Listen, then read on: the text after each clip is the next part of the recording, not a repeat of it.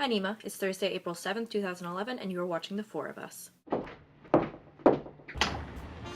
Sorry about the mess. Why don't you pound snow, doll? Gotta keep a low profile. They'll be watching The Four of Us. You didn't want PI, you want some pastry to pin it on. I killed him! I know at this point everyone has noticed my hair, so I'm just going to go ahead and say it and get it out of the way so I don't get 50 million comments about it. Yes, it is still wet from getting out of the shower. Yeah, so I got a haircut. I like it short because it's so easy to deal with. Yeah, fist pump for short hair. Woo! Okay. So on other news, I will be eating while I make this video because I have not eaten yet today, and it is 3:34. Ah, the life of a college student. We all eat and sleep on a very twisted schedule. Speaking of eating, I would like to bring up an issue I encounter being a vegan who cooks. So I know a lot of people who appreciate fine cuisine, as I eat peanuts and raisins.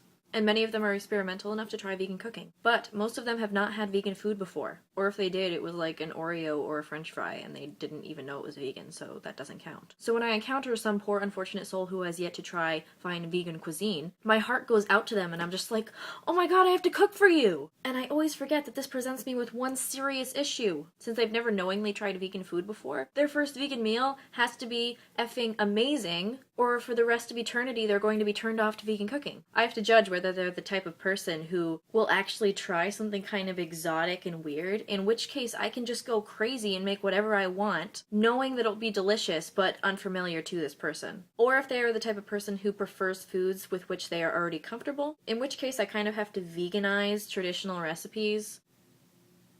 Haha, Peter, you just texted me while I was filming this. Now you're in my video, yay!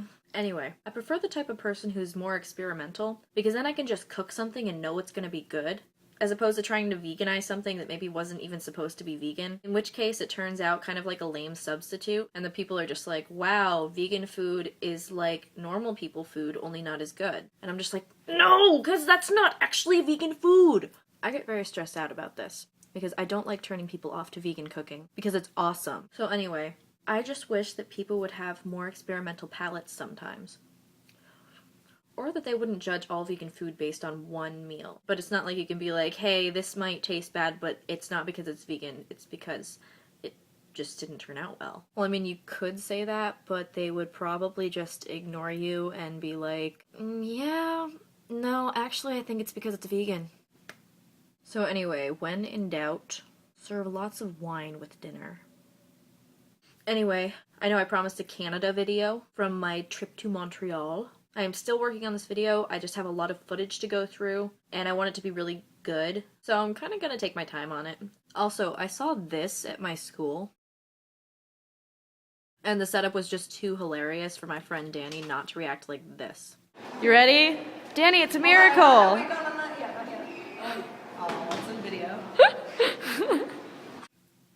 Danny, you are now in one of my videos, and you are officially famous.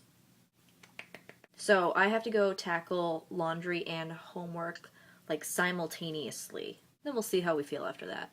Bye, Sarah. Bye, Lily. B, I will see you on Tuesday.